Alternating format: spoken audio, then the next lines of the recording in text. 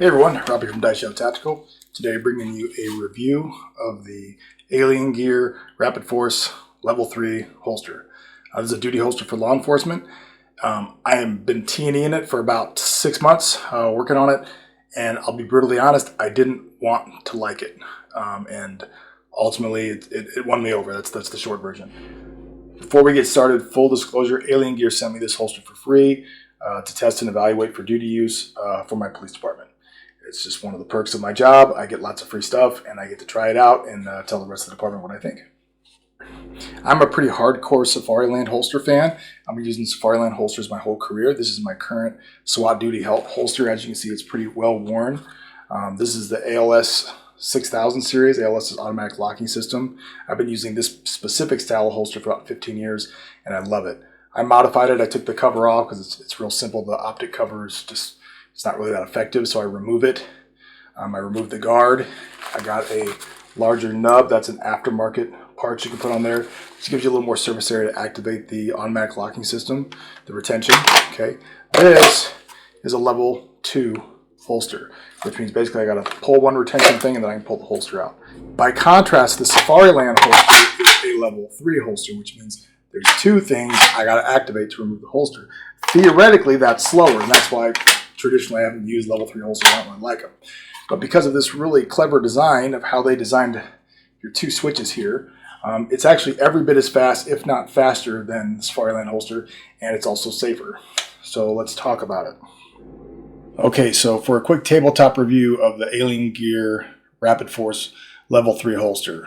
As you can see, it's beefy. There's a lot going on here. My biggest complaint about this holster is it's hideous. It looks like Megatron sitting on your hip. It's not a good holster for dress uniform stuff, but that's fine. It's just a lot to it. Here are your 2 switches for releasing the weapon. So if I got a weapon in here, okay, it's my duty Glock 17 with the TLR1. So you'll see if I'm going to, release the retention, that drops the hood, and then you bring your thumb back here, and that releases the active retention, and out it comes. Okay, just like the Safariland holster, it basically grips right here, okay, on the Glock by the ejection port. That's what's gripping in there. Okay, so I mean that's positive. It works really well. One of the things I like about this holster is it does come with a lot of options. Okay, you can see these buttons are quite large. It's what it comes with is these 2 kind of large buttons here, but it comes with 2 different sizes for each of those buttons. So if you have different sized hands, or maybe you just don't like these really large, activations, maybe you're worried about somebody doing a gun grab and can reach that and activate it. These ones are medium size and a small size. Personally, I've never had a problem with what it came with from the factory, but it's nice to see you can change it if you want to. Some people have an issue with how little space there is, okay, here between the belt and the actual holster.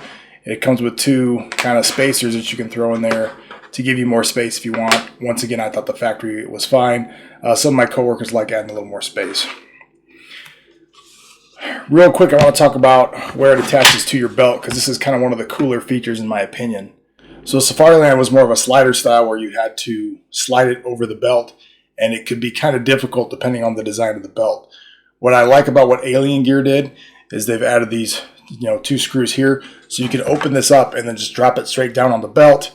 If you look close here, there's kind of a rough texture in here that grips onto the leather of the belt or the nylon, whatever you're using. And as you tighten this down, it will really grip that belt hard, and it keeps this holster in place. It keeps it from sliding around.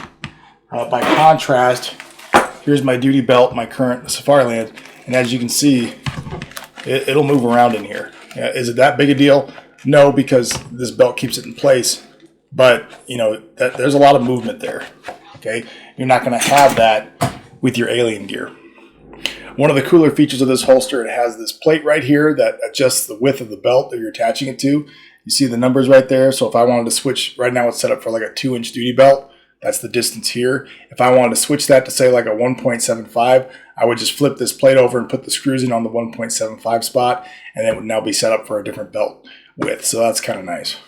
Some other features are you can remove these screws to add like cant if you want a cant in your holster. I don't do that, but I can see how some people might want a cant in the holster to assist them with the draw or whatever's more natural for them.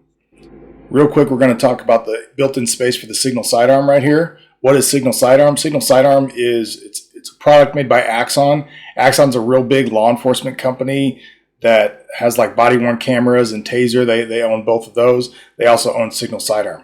What it is, it's a little sensor that goes on your holster that when you draw your firearm, it basically turns on your body-worn camera. This is a good thing for law enforcement. Back in the day when they first came out with body-worn cameras, a lot of the upper command expected you to, under a stressful situation when you were drawing your handgun, to remember to activate your body-worn camera, which is completely unreasonable. Signal Sidearm fixed that problem, so now I don't have to worry about my camera. I just draw. If I draw my weapon, the camera's already going to turn on. Now, they sell these without this option. If you go to Alien Gear's website, there's a drop-down option for Axon. It might say Signal Sidearm. If you click on that option, it's a small fee, but that's what it's going to include, is that. If you're a civilian, you don't ever, use any Axon products or Signal Sidearm, then don't worry about it. Don't add it to your holster. Just look normal. I'm using this for law enforcement work. That's why I said they sent it to me, so that's why it has that. Now, the sensor itself, I'm going to show you how it looks on my Safariland holster. It looks like this right here. This is my Signal Sidearm sensor. Okay, and you see there's a special mount that you have to use for Safariland for this thing to mount on here. So there's actually a magnet in here that is kind of trying to detect the gun when it's in the holster. That's how it works. But it has to go through the kydex, right? Or it has to go through the holster to feel that, to sense it. Whereas with this, it's going to be right on the weapon. If you see here, we'll put it in there real quick. So we can see the Glock right there, the slide, that's where it's going to attach to. So right here, this sensor is completely exposed to the elements and kind of subject to them, and it can get damaged.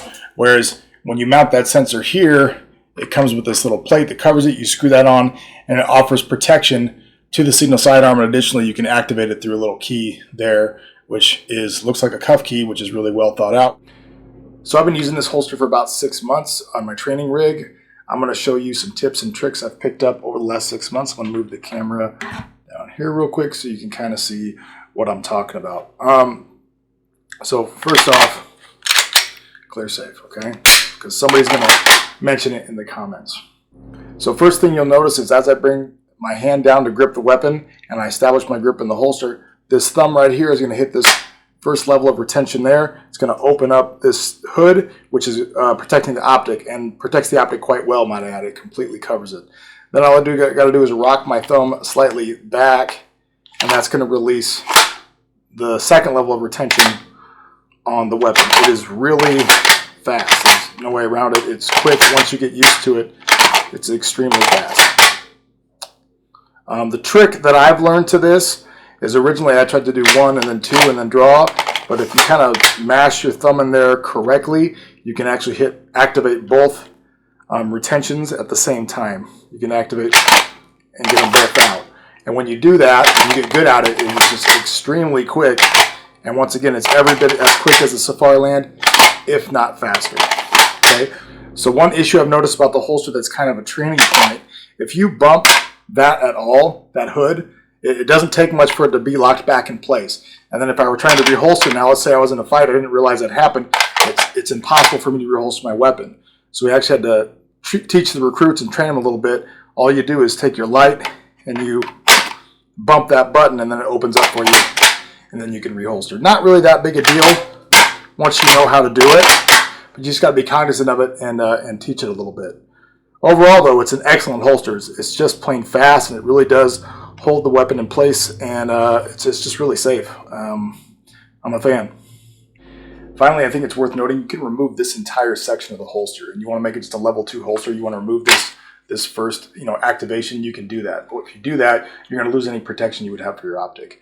Alien Gear also has a ton of different options with this holster. I mean, look how much crap you can modify back here.